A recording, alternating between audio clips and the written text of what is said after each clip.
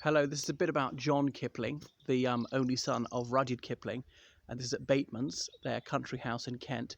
You can see above the door 1634, the year this was built, but you might have seen that splendid 2007 film entitled My Boy Jack, which is about Rudyard Kipling's son John, but the title is a misnomer. John Kipling was always known as John, who was never known as Jack, but I don't think it's a misunderstanding because David Haig researched this meticulously. The poem which Rudyard Kipling published in 1915 entitled My Boy Jack was not about his son. It was about Jack Cornwell. Jack Cornwell was a 15-year-old who was in the Royal Navy, and extraordinary into the 1950s or into the 60s you could be in the Navy at that age. You couldn't go into combat at that age. I know because of this porter at my old college. He'd been in the Navy at 15 in 1956 at the time of the Suez operation, and they were going towards Egypt ready for combat, and he and the other miners were taken off the aircraft carrier, sent home so they'd be out of harm's way. You could only go into action at the age of 18.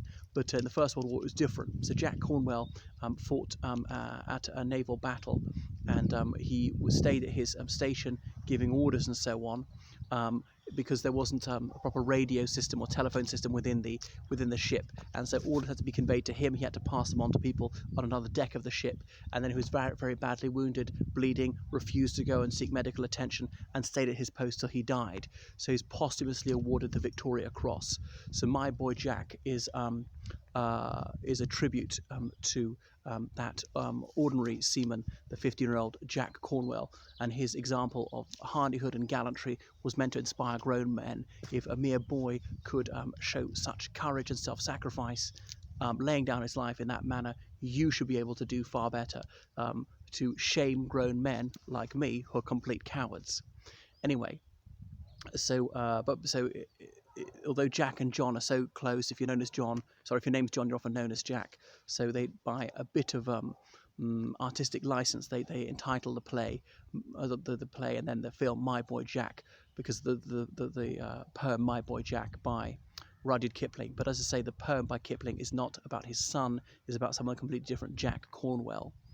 And in that film, you will see Daniel Radcliffe in the title role. He portrays John Kipling, and when he leaves home for the last ever time, he leaves from this door right here, and that is the door that he walked out to on the way to the First World War, and he was killed after about a fortnight at the front. I wonder if it's the very same wood, not allowed in because of coronavirus restrictions. But this is it. This is it.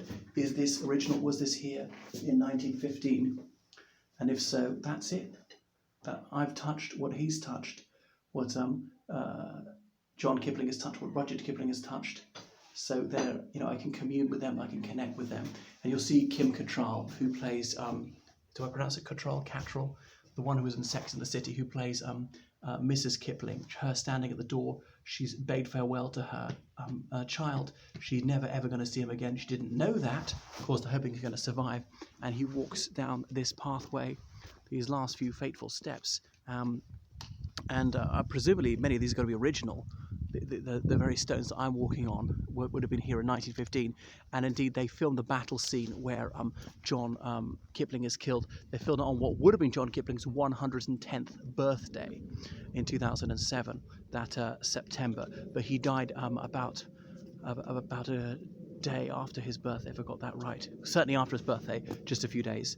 And then out this gate and to the waiting car and away to the railway station and to the front where he died. And as I said, his corpse has never been identified. So I hope you found this informative and appreciated this video.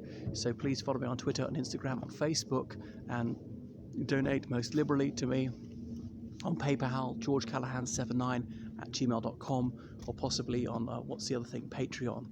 So thank you so much. I'm George from Ireland, and I do online lessons in history, politics, religious studies, geography, citizenship, French, law.